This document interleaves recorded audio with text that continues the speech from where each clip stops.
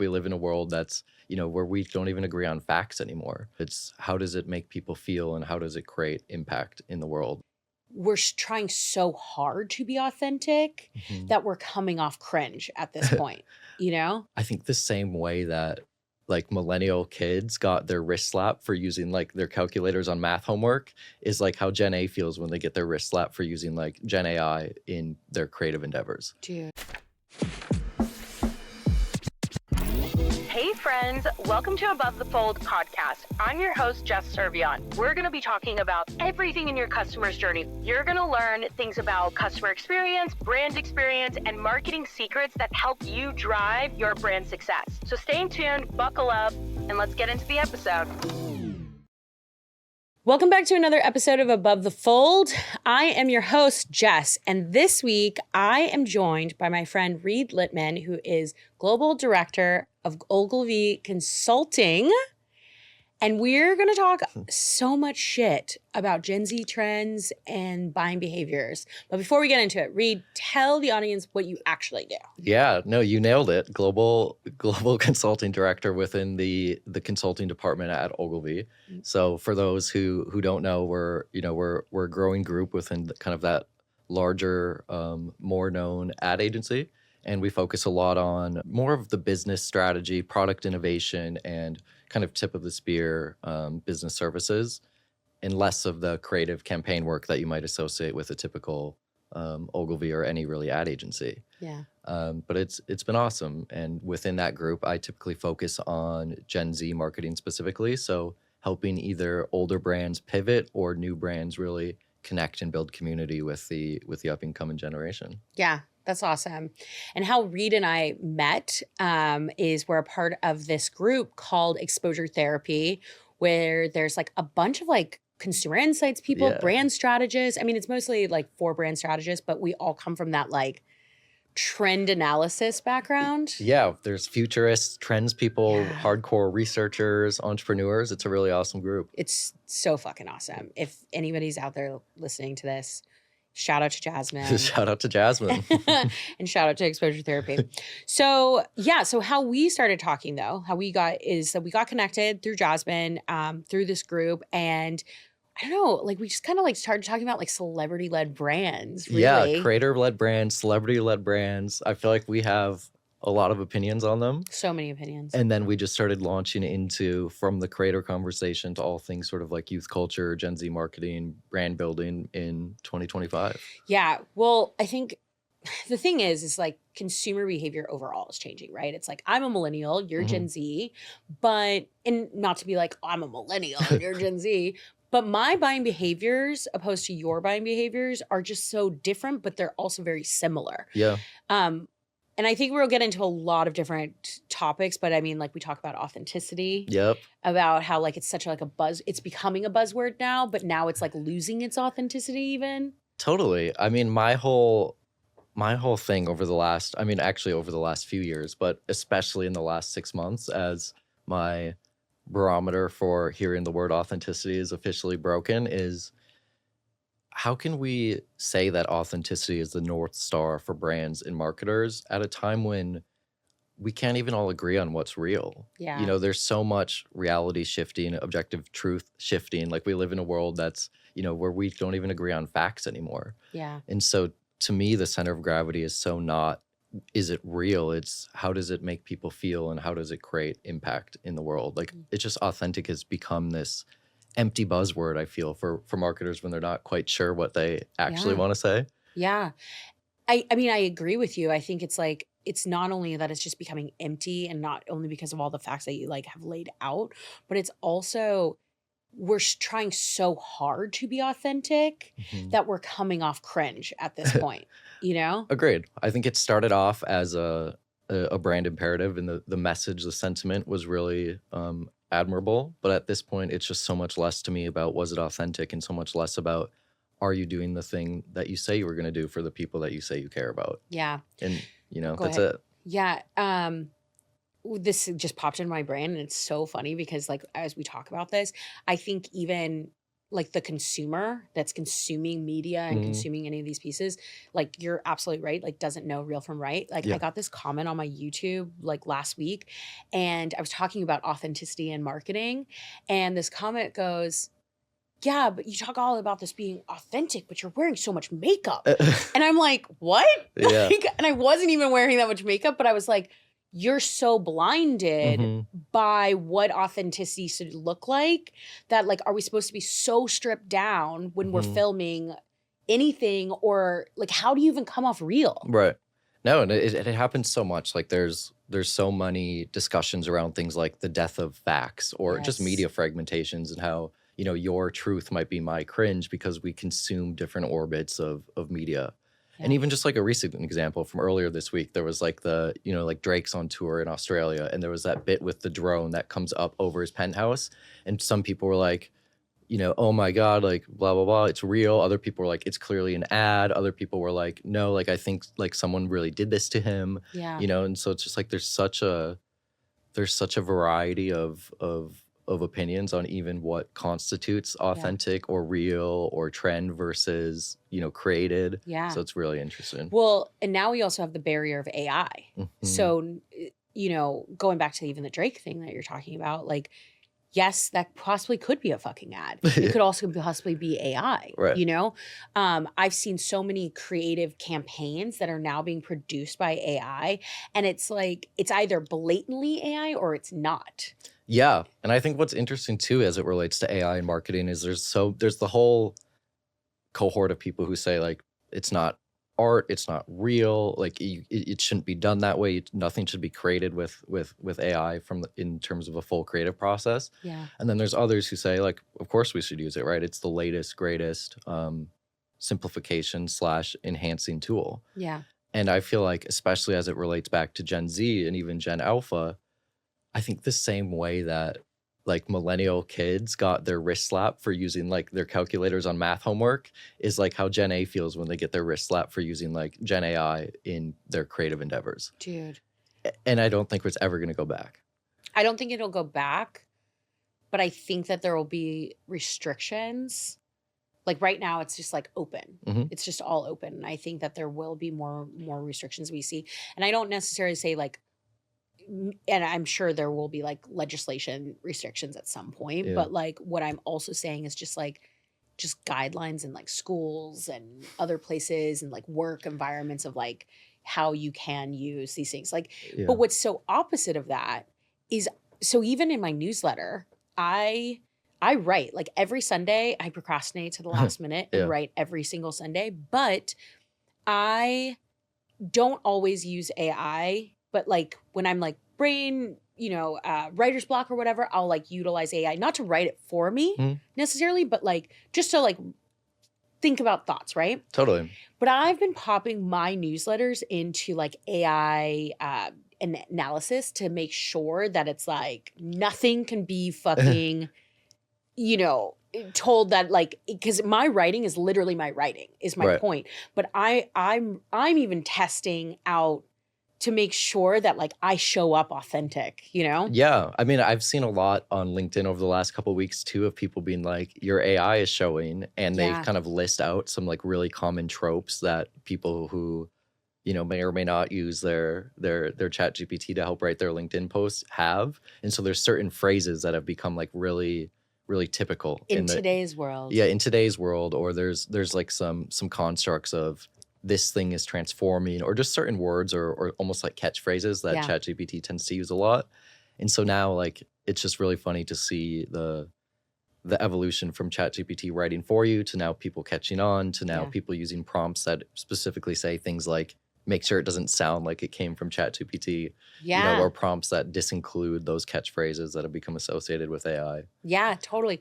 Oh, okay, funny, bringing up the LinkedIn. Actually, one of my friends, shout out to my friend Andy. So this week he texted me and he was like, listen, if you're going to use AI in your comments, like make sure it knows your voice. And he screenshots a comment that I like made like on somebody else's post. And I was like, Andy, that's literally my voice. I was like, I wrote that. So he thought I was fucking AI. What is I feel like there's a word for that. It's like, what is the word for when somebody like they get a rise out of you even though you're the one who's in the right? Oh, yeah. Do you know what I'm talking about? Yeah. My brain's too gone though. But yes. Let's coin a phrase for when someone calls you out for using AI when you really didn't. That's all I'm trying to say. Should we say, I don't know, not a bullshitter. Bullshitter. I don't know. We'll figure it out.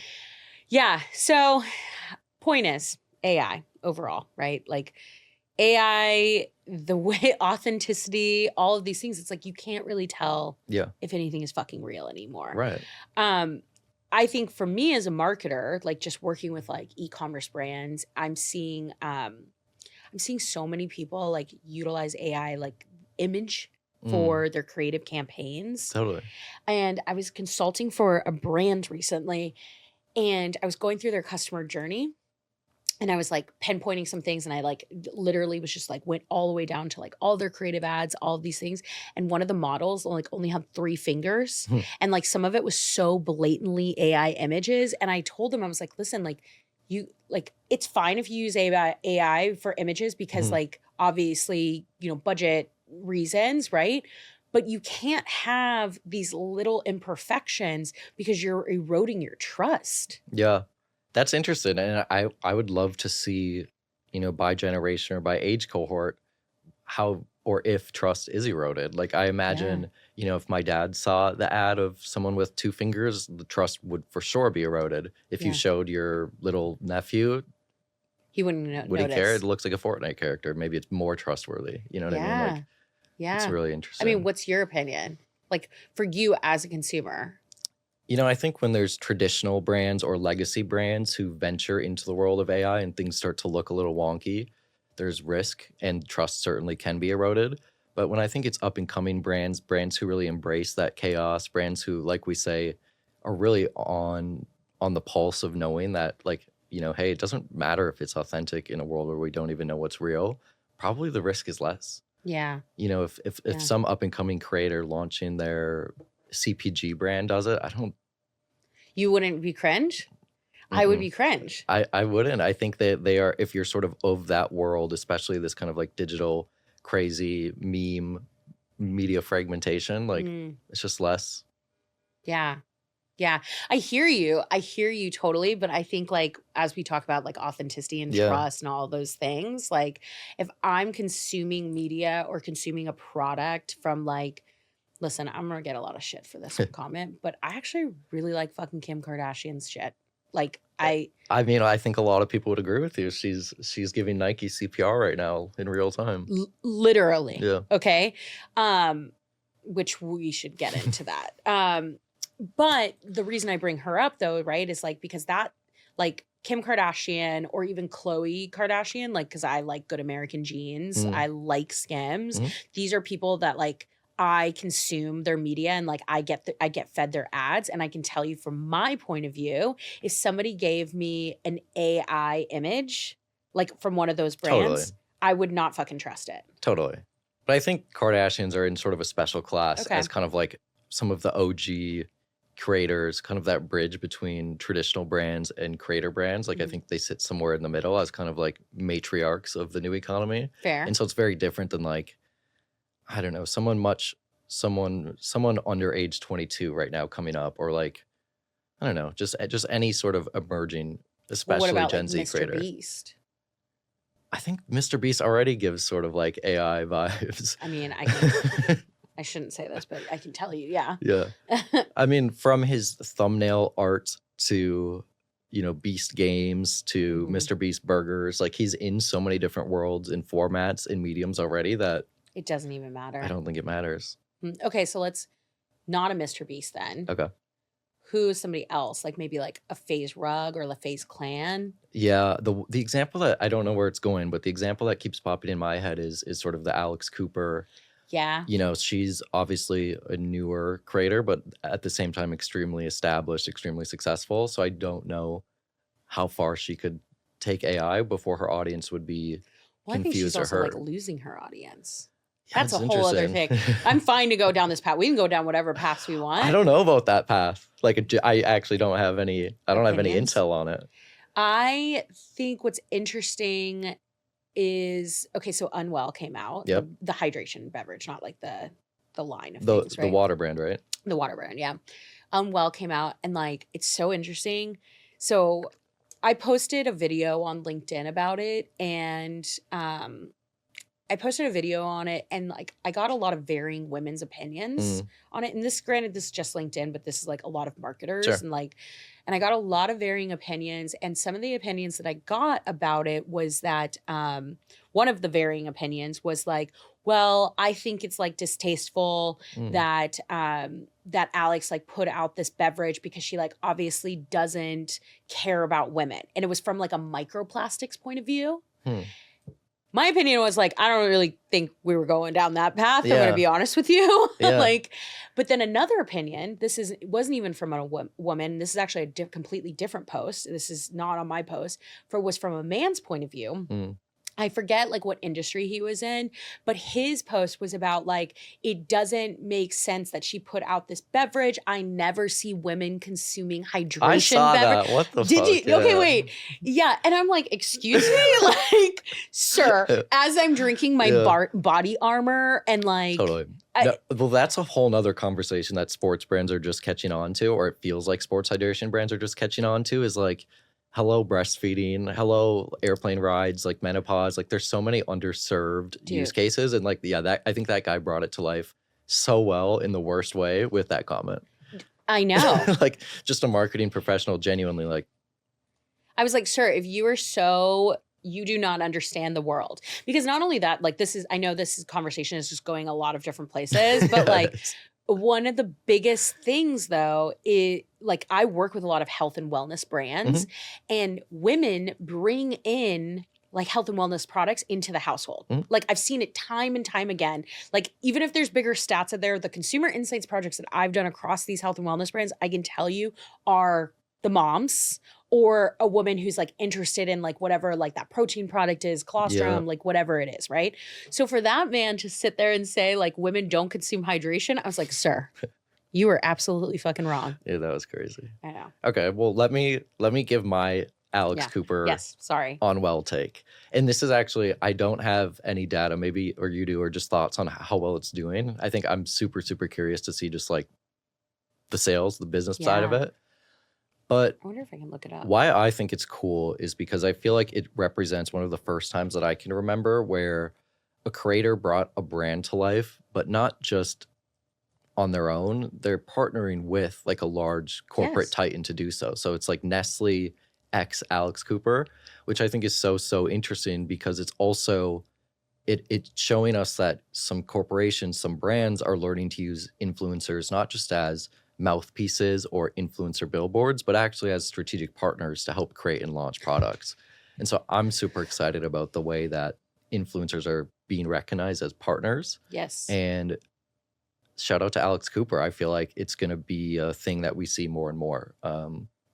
I agree with you. I agree with you on, yes, the partnership aspect of it. Absolutely. I also think that we're going to see it more and more because it's incredibly hard for a creator to launch a brand without veterans of that industry. Yeah. And I've seen it. Like I've been it. I've lived it.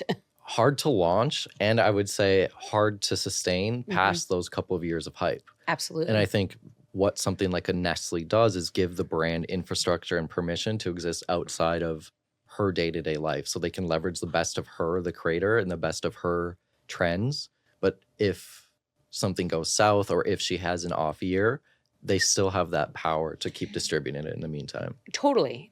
And I also think that that's also where those comments came from, like the varying opinions, is partnering with Nestle. But at the same time, Nestle is a giant.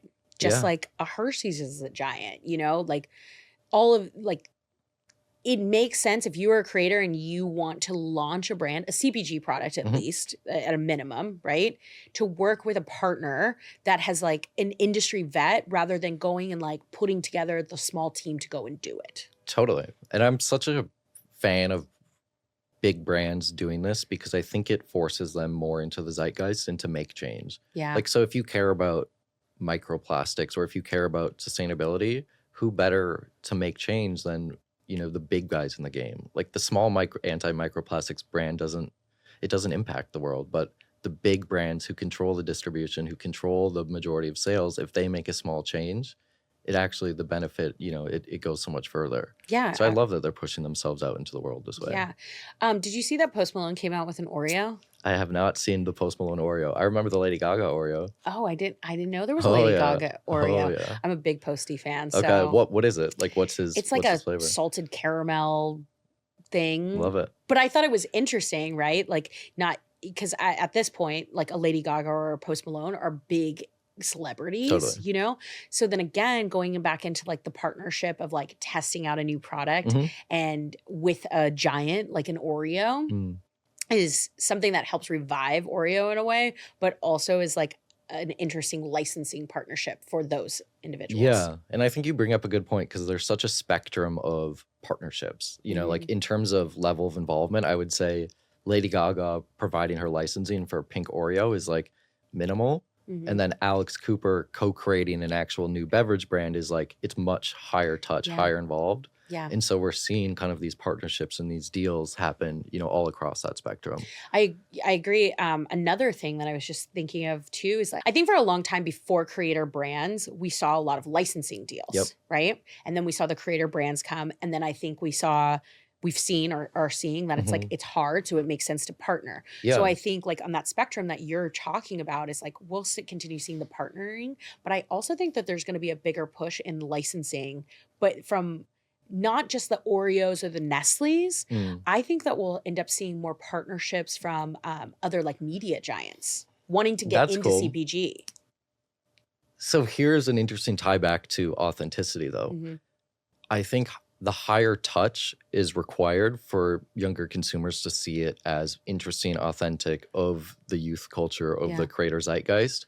Like when Lady Gaga does an Oreo, to me, that's essentially a commercial. It's not quite a partnership or a co-creation. Mhm. But when Alex Cooper does the water and it's sort of her style, her brand, her ethos, she's a business partner. There's something that just feels more real to me than I than agree. the other. Yeah. And so I don't know. I'm really curious to see where it goes, especially because, we talk about the benefit to the influencer when they do the creator brand. They get that, they get the team, they get the scale, the expertise. But I think increasingly brands, the corporates feel pressure to go into those deals with creators too, because they don't have the same pulse or connection to culture that the creators do. Yeah. So absolutely. it's not like creators being like, oh, like shit, we have to work with a big brand. I think it's just as much the big brands being like, we're really excited to work with an up and coming creator who we can sort of get in the lab with and create new products. Yeah. I agree with you. I totally agree with you. I think the other thing that was coming up for me is like also when like, okay, so these brands like partner with, let's say, an Alex Cooper, right? Mhm. So Alex Cooper partnered with Nestle Mm. and then launches into Target, which is so interesting is like that transition too of like not necessarily, I mean, shipping liquid is really hard. Yeah. So I think like the D2C route wouldn't have made sense, Mhm. right? But I think what's interesting when we talk about creator brands is the fast forward into retail Sure. immediately. That is interesting, of course, because I think we traditionally associate a lot of creator brands with the DDC mode. Yeah. And yeah, of course, more and more are showing up in stores. So it's cool. It's hard though. Yeah. I mean, it is hard. It's really hard because when you go into retail, you're expected to meet particular velocities, Mhm. right? And like, so I think a large retailer like a Target or a Walmart is very more inclined to say, okay, we'll carry you immediately without like a proven track record, Sure. right?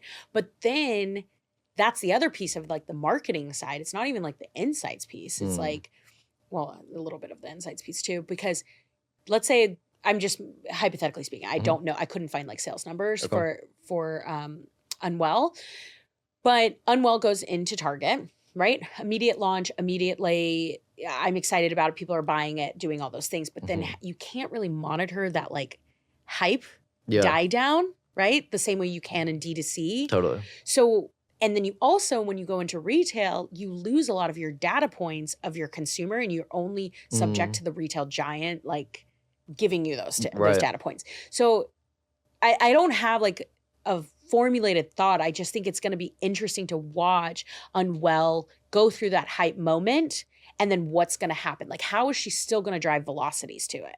Yeah, no, I think that's such a good point. Even the idea that we can't yet see, I think sales figures is interesting because I feel if it was a D2C brand, we would know the next Absolutely. week. Yeah. And so this idea of D2C or creators going into traditional retail environments and not being able to really understand, I'm sure they can see to some degree who's buying it, but like to your point, the time scales are delayed. The data and the depth of that data is totally subject to the retailer, providing you. Right. So there's it's such a mismatch of worlds for Yeah. creators who are so used to understanding their audience inside and out to then go play in this kind of white space. Yeah, totally. Or negative space where they don't know what's happening. Yeah, totally. I mean, like I did the Feastables thing, right? Mhm. Like we went D2C and then we went retail like immediately. Yeah. And we lost our consumer.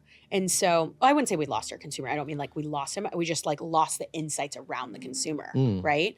And so then we fought to like get those insights for so long. Right. But it's just really hard. It's just really hard unless you have a tie back or you have like these social media campaigns. Mm. Which I do see. So going back to the Unwell example, I actually do see Alex Cooper doing a lot of like the same type of influencing Mhm. that she's always done across her entire Unwell like media, Yeah. right? So she'll like, there was a video I saw recently where she has somebody try it on camera. Oh, this is actually good. Right.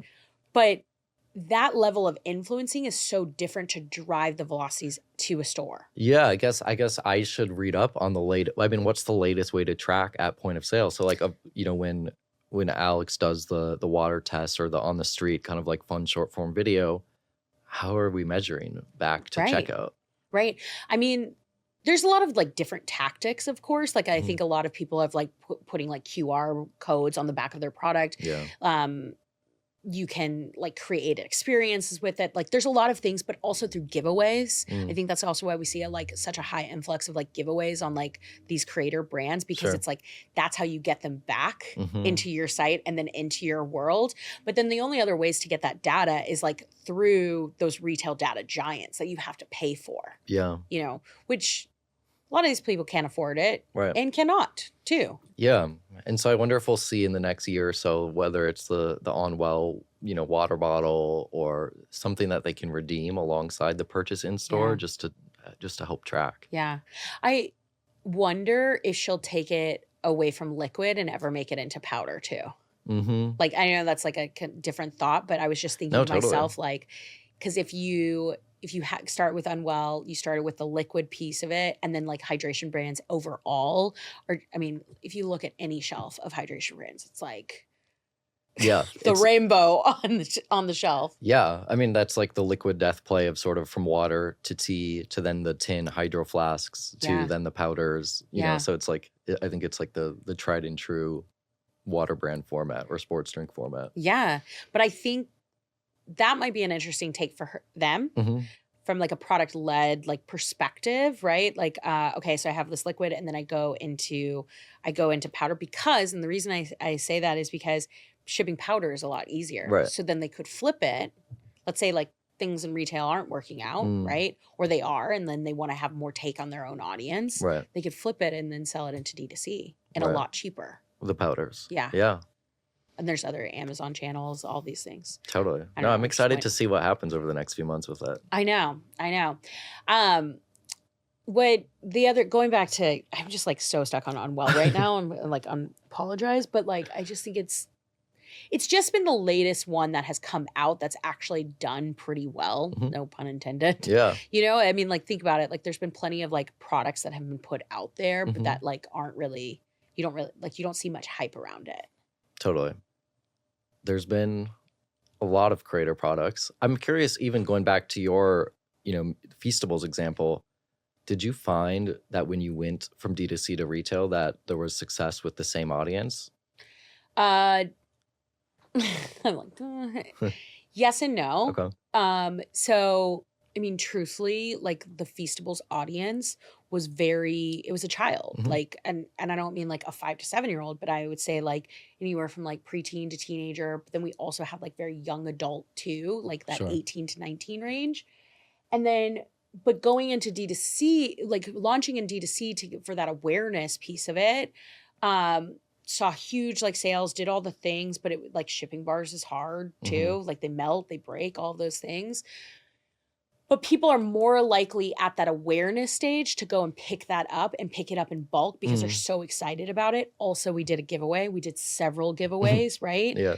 But then when we launched into retail, it's like we still tied it back with giveaways, but we still lost a lot of the audience because like it's totally different for like a child or a preteen or whatever, people who are on the internet to be like, I see that Mr. Beast launches this product and I'm going to go and purchase this online is a very easy, quick win. Whereas like if I'm in a Walmart and I see it on the shelf, I'm unsure about it because I don't have the social proof yet. I don't have like people telling me this is good, but it's also like if we're looking at like that younger generation who's buying, they don't really have the money. So they have to go ask their parents. Yeah. And if I'm a parent that's like at a grocery store and I'm going to go pick up broccoli versus the chocolate bar, it's going to be harder. Yeah. No, it's super interesting. As you were talking, it made me think though of Prime, which I feel like beat the convention and somehow, was able to crush it in retail and sell out and sort of bridge that gap between the young consumer who might not necessarily have the money and somehow just getting their parents' buy-in.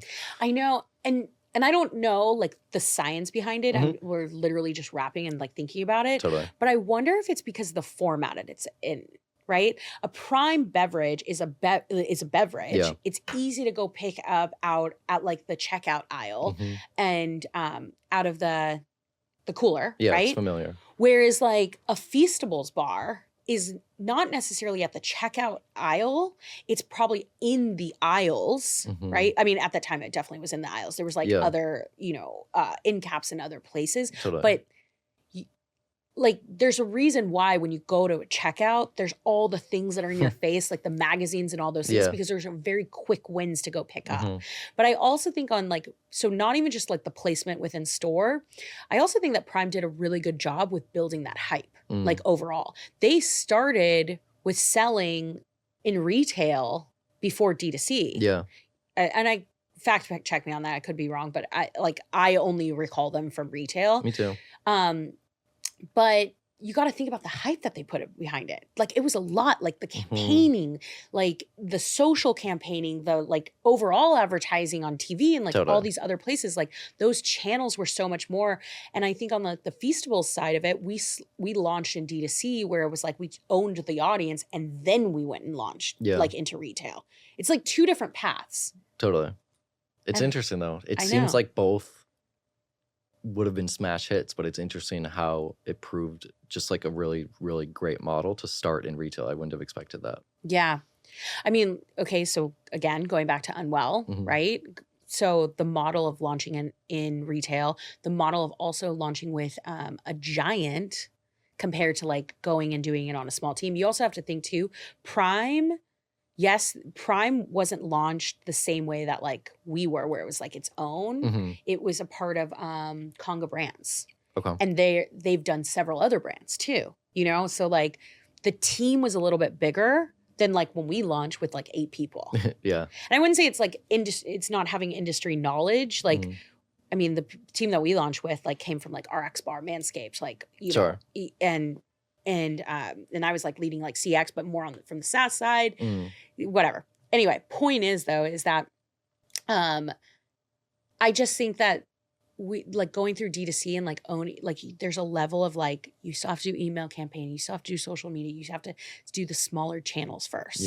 Yeah. Yeah. And Prime and Unwell and these other examples that are launching in retail, you have to drive velocity so fucking much that you better be putting a lot of media behind that. Right. I don't know. I just was on a high horse there. No, I love that.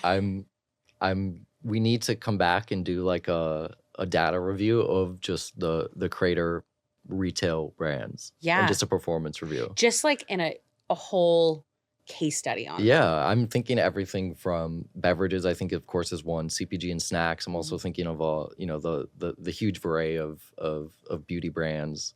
Yeah. It'd just be interesting. Beauty brands are so interesting to me. I mean, look at like Rare Beauty, Rhode. I love Rare Beauty. Yeah. I absolutely love Rare Beauty like so much. But I mean, Sephora, I don't know if they're available on Ulta, but like retail, Mhm. right?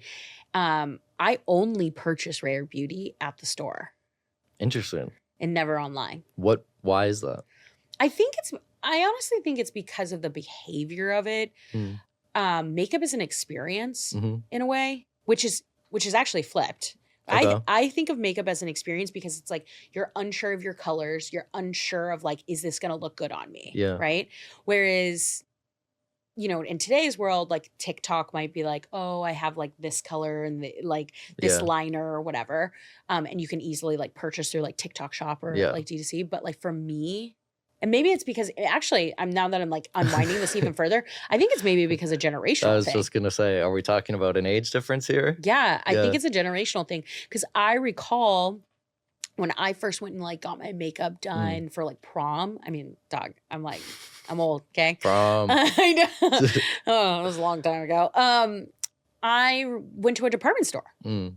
and like got my makeup done. I also, Wow. yeah, like before makeup artists were like the Yeah. hot thing, before Sephora was the hot thing. I'm literally aging my fucking self right now. It's interesting because I feel like over the last couple of years too, just thinking about that, what I've seen a lot of on TikTok and whatnot is either like older Gen Z or even millennials kind of making fun of or venting about like this barrage of like Gen A who run into the Sephora and like mess up all of the products, Yes. and they're like blasting retinol everywhere.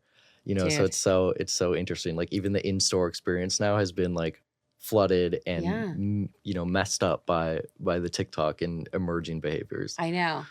Well, even on the other side of it, like just in skincare in Mhm. general, like, because again, I feel like it is an experience to me, Yeah. right?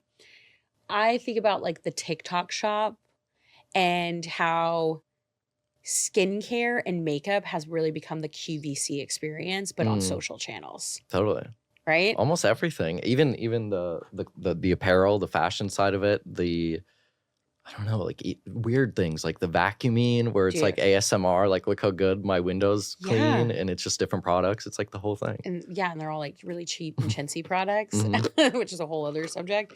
Yeah, but why is it okay? So let's break this down even further, right? So I'm saying like makeup's an experience, skincare is an experience to me because like I'm so used to that behavior of Mhm. growing up, like going to a department store. I'm really about to age myself, in using Clinique products. Clinique.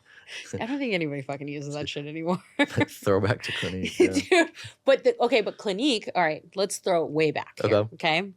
I remember the days of going to Clinique with my mom, either Macy's or Dillard's, and if you made like a purchase at like X dollar amount, you would get like a free sample kit, and people would literally run to the department store to Yeah. go and purchase these things, right? We have those same experiences in like different ways, Totally. right? It's like the same type of marketing techniques. But my point is though, is like that's why it became such an experience for me because it was like couponing in a way.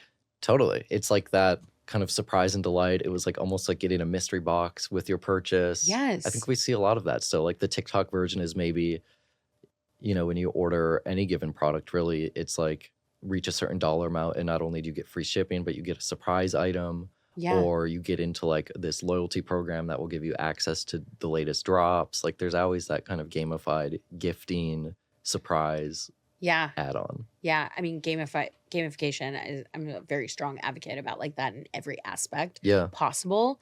And maybe because I've learned that from Feastables, truthfully, I'm going to be honest with you. Yeah. What's like the latest kind of like gamified mechanics that you see?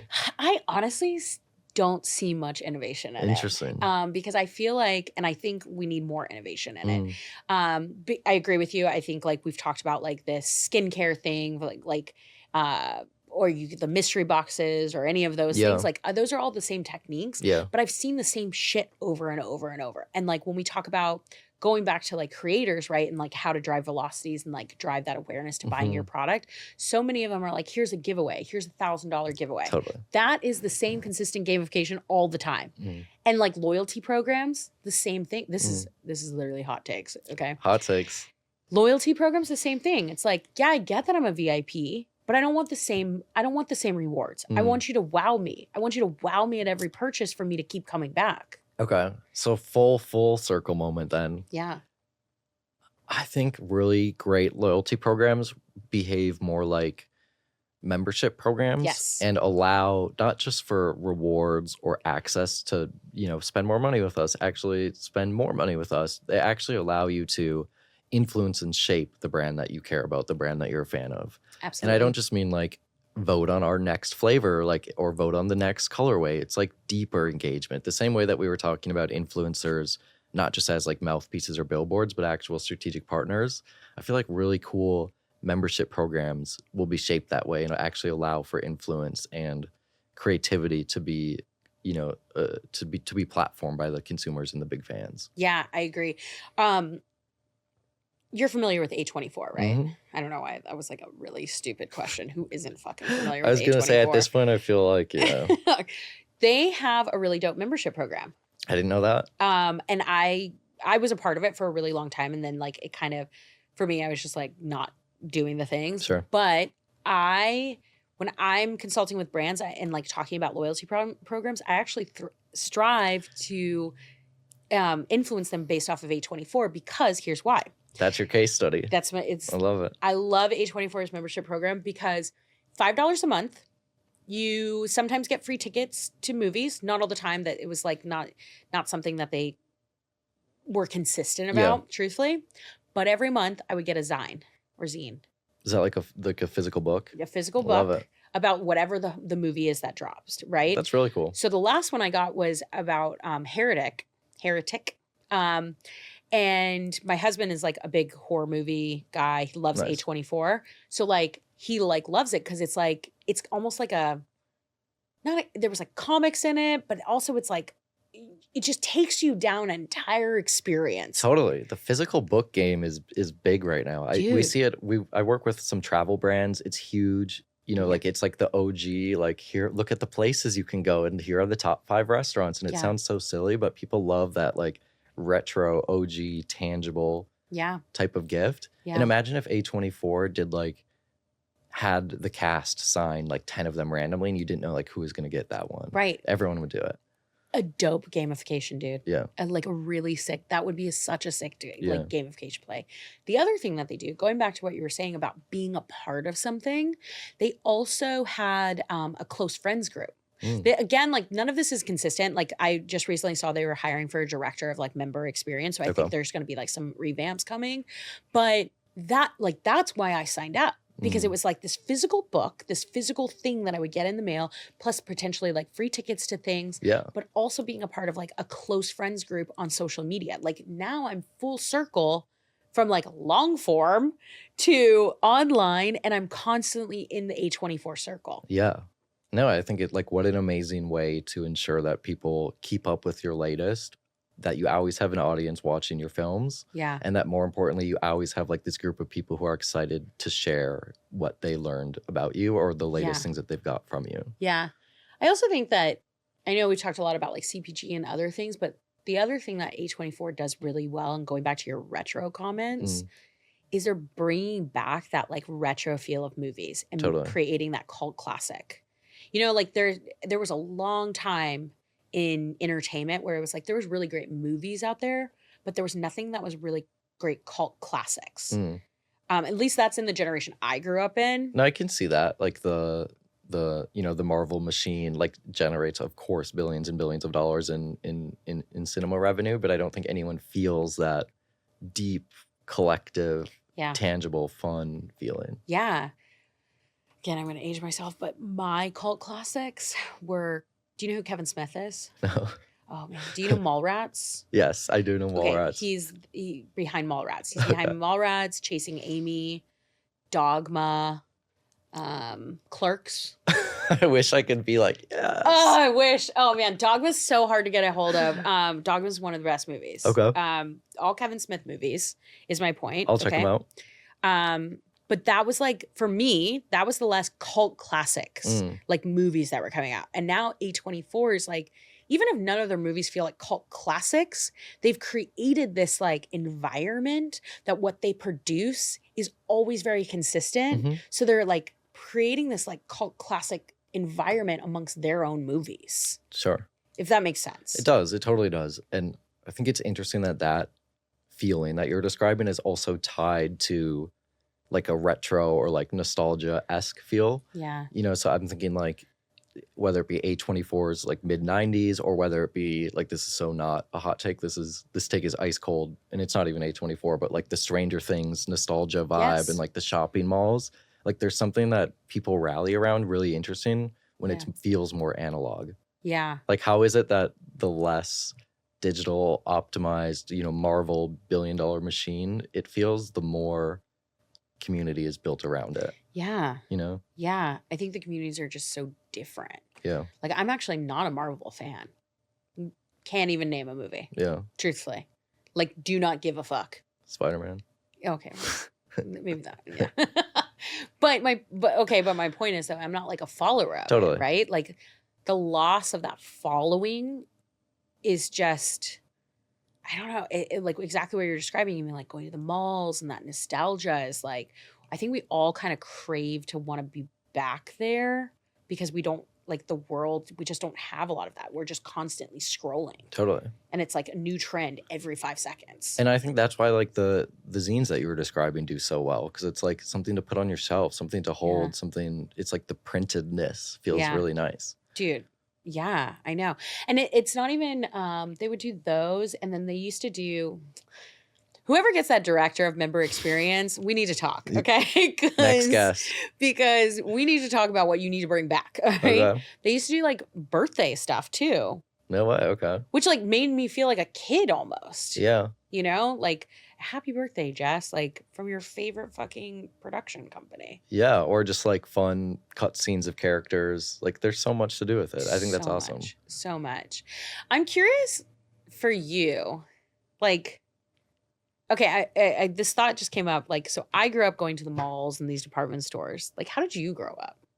Yeah. How did you buy? Okay. So this is like an onion to on layer. Okay. I think one of the big reasons that I became so fascinated with Gen Z and youth culture and this kind of micro industry within marketing that is generational research and insights is because I sit on the border between being the eldest of the Gen Z or the youngest of millennials. So I was born at the end of 1996. Mm-hmm. And a lot of different sources will say Gen Z begins either in 1996 or 1997. So depending, like, I don't know, it's like Kantar versus Ipsos, whatever. Depending on the source, I'm either an old Gen Z or a young millennial. And I think that being not quite perfectly in either group really pushed me to understand and dive into the world of both things better. Mm-hmm. And so that's where my interest of generational research came from. But to answer your question in a more like tactical way, and then I'll bring it all back together, is I feel like, I don't know, born late 90s, so I still saw some of like the OG like Game Boys, the Pokemon card, like Gen 1 rush, but then also really, you know, grew up at the tail end of Facebook and the beginning of short form video. So it's like this really weird balance of everyone felt super comfortable, you know, of course, buying online, creating social media profiles. But I did see the transition from, I feel, analog to digital. Yeah. So it's like, I don't know, 96, 97, 98. It's like a really strange in-between time to be born. Yeah. A lot of my friends are all born in that time. Yeah. And that's why it's weird. It's like you saw no social media, you saw MySpace, you saw Facebook, then you saw the rise of short form video. Mm-hmm. Obviously online, you know, shopping almost all the way throughout. But at the same time, it was still the era of like, go hang out with your neighbors and like touch grass. Whereas now it's like, you know, I feel like it's a gift, even if kids know who their neighbors are. Dude, literally. Yeah. Right? Like I grew up, I definitely grew up watching a lot of Nickelodeon and Disney Channel. Facts, me too. Like so much, Yeah. right? Like touching grass though, for sure. But I agree. Even though I'm older than you, like I was born in 85, I totally remember that period of like, yes, like my childhood was like outside and touching grass and knowing those people. But I also in like that time period where like you were born was like me even like switching from like that analog to like online piece. Like I had a Facebook. I had a MySpace account. Then I had a Facebook. I was like, and even before MySpace and Facebook or any of those things, I like was on AIM, communicating with my friends. I was on forums. Like, it was Yeah. always like communicating, like consuming online. Yeah. Yeah, exactly. I think it's just like at which of those phases did you sort of like onboard? You know, Yeah. so it's like for you, you experienced having nothing, you experienced having, you know, whatever dial up in AIM, Yeah. and you experienced like Facebook and MySpace. You also experienced, and I did too, like the LimeWire era and like the beginning of music streaming where everyone's computers were like super virused out. Dude, do you know how many computers I ruined? Yeah. And so it's so interesting. And even you know, when I was in middle school is when like the Xbox 360 came out, and it was like the really like the explosion of like Halo 3, Call of Duty, like heydays. And so online gaming was massive. Yeah. So it's so interesting. I was always a Sims person. Could you communicate with people online in the beginning? I don't remember on Sims. Okay. I don't remember, but I was like I grew up in chat rooms. Yeah. Like, I actually have a friend that I've known since I was 12. Okay. I lived in Louisiana at the time. He lived in California. We're still friends to this day. No way. Like, it's actually really fucking weird. Yeah, growing up in chat rooms, just I was like, oh shit, like, Dude, yeah, like, I know, and also to think about like the amount of like creeps out there. well, too. I think the vibes is just different around like that phrase now, even. But like, Totally. you're saying like you grew up in internet culture, like early blogs, like that's how I'm translating it. Yeah, Okay. absolutely. Yeah, like long form, like Yeah. you know, a lot of reading up in my Totally. life. Okay, Yeah. you know, not like short form videos or any of those things. But then like even when YouTube came out, like I was consuming all of those things like Mhm. from the beginning days. But this is the weird thing, that same friend I'm talking about. So then I moved to California like when I was 17 and in the Bay Area. And turns out that same friend was friends with my friends that I met in my 20s. No way. Dude, like it's so weird. But it's so weird. Like, it's so weird, like how that internet culture, you're all still, as much as we're all like consuming so much from so many different places, you're still all always have that small degree of separation. Yeah, no, totally. And I think we're seeing it even continue to grow. Like one of the Yeah. examples that I think is so interesting is, and I was just talking about this with someone the other day, is like, of course, when I think of older or like OG internet culture, like one of my hero brands, probably like most people's, is like for sure YouTube. Yeah. But there was a stat that came out recently that said more people are now watching YouTube on their TVs than they are on their computers and or phones. And I thought that was so interesting because, you know, for me, YouTube was like the OG broadcast yourself, like homemade video, Yeah. you know, very like internet laptop core. And just to think now that it's gone so far that, you know, kids aren't even watching Nickelodeon or Disney Channel. They're just watching YouTube on their TV, like via content creators. I thought was so fascinating. Yeah. You know, and they don't have the frame of reference of YouTube as that boy They- bit my finger. Like, you know what I mean? Yeah. It's just TV. Like, it's so interesting. Yeah. Well, I think we're gonna continue seeing like shifts in like advertising on YouTube too. Mm, Like I mean, this is also why YouTube's getting into like shorts. yeah. And even when I put my content on shorts, like whether I get comments, likes or not, the impressions that I'm getting are so early days. Mm, In early days that are very similar to like Instagram and like TikTok. yeah. I mean, I think of YouTube Shorts as almost like, tell me if I'm wrong. I'm actually not deep in the YouTube Shorts Yeah. game. I think about it like a Instagram Reels or like a Absolutely. TikTok. Do you see it as something different, or is it just because that one is fresher? I think it's just fresher and Okay. the algorithm is like not, Yeah. you know, sophisticated yet, truthfully. But I view it as that too. Okay. But the reason I actually brought up shorts is because I hear you on the YouTube TV Mhm. pieces of it. But what I think will be interesting to watch with YouTube is how they stay on the phone version or the computer version Mhm. with their shorts, as well as like their long form on TV. Yeah. And how they transition as a media channel. Yeah, I think that's so interesting. And I was speaking with a really cool strategy and insights guy. His name's Matt Klein. He's in exposure therapy too. Oh yeah, I know. Matt Klein's awesome. And he was telling me, he was like, it's so interesting how well they visioned the whole thing out. Like, if you think about it, everyone's YouTube profiles are called channels. Now we're in a world where people are watching YouTube on TV. like these creators are really going to be the TV channels of the future. And he kind of mind blew me with that. And he's like, I'm mind blown. yeah, he's like, they saw the vision. And even with the phrase like broadcast yourself, like that's TV language, right? Like, so it's so cool to see that come full circle and to see now, you know, that as almost like our Nickelodeon, our Disney. Yeah. I mean, Nickelodeon, Disney, I also think like a learning channel. Like, Totally. it's so great. That's like, I actually, now that I think about it, my natural inclination when I need to like figure out how to do something is I actually go to YouTube before I go to Google. Yeah. I mean, I think, and that's like another interesting thing. Like, I think it's long been established in like Gen Z world that TikTok is their primary search engine. Mm-hmm. You know, so like the idea that this is like a great, I think, generational example.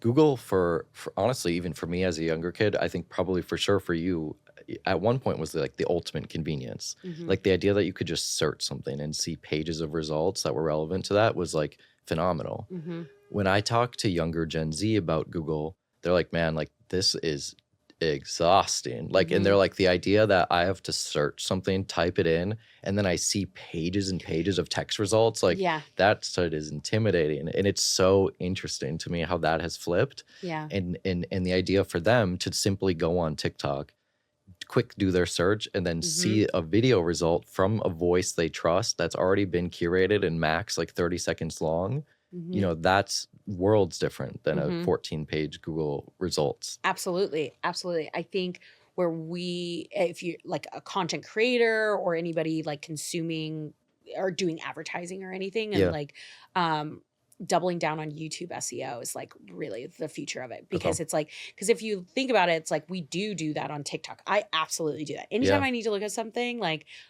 travel recs, food recs, I'm on TikTok and I'm like constantly looking at it. But then when I Google things, or Google, which is when I look things up. Yeah, exactly. Right. Now I it's gotta like when you go to the library. Yeah.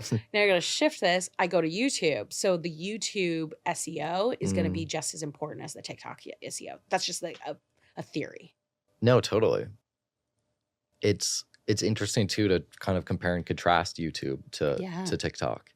But certainly when I think of food and beverage, when I think of travel, when I think of weekend, you know, I want to go spend the weekend in Boston, or I want to explore a new city, I think TikTok right away. Absolutely. All the time. And that, I mean, think how quickly that's become a normal behavior. I know. So it's really cool. I know. I love TikTok for that reason. Not even from like the consuming, like aimlessly scrolling. Not the doom scrolling. It's literally the SEO of it. Yeah. You know? All right, man. We've hit the end of the road. I feel like I can actually, I feel like we could talk about this more. 100%. I thought that was the warm up. I know. I didn't realize we were at the end. So to anybody tuning in, like we're going to do this again because we actually did come to the table with stats. We just never got there. Yeah. Next time we'll have like a more codified conversation around like a topic and we'll try to get to the bottom of it. But I actually love that our first sit down was open forum. And I always learned so much from you on this like huge variety of brand I learned and culture so much and from you on Gen Z. Love it. That's actually a really good point to tell the audience too. So from this episode, we're also going to co-author a couple of newsletters and like some short form content around just like Gen Z, millennial. We need to get into Gen Alpha even. So keep tuning in to Reid and I. Why don't you tell the audience real quick where they can find you if they want to keep talking to you? Yeah, you can find me on LinkedIn just under Reid Litman, or on Instagram under Reid J Litman. I'm always around. The DMs are open, and let's keep the conversation going, y'all. Cool. Well, thanks for tuning in to another episode of Above the Fold. This is a little bonus conversation, and we'll catch you next week.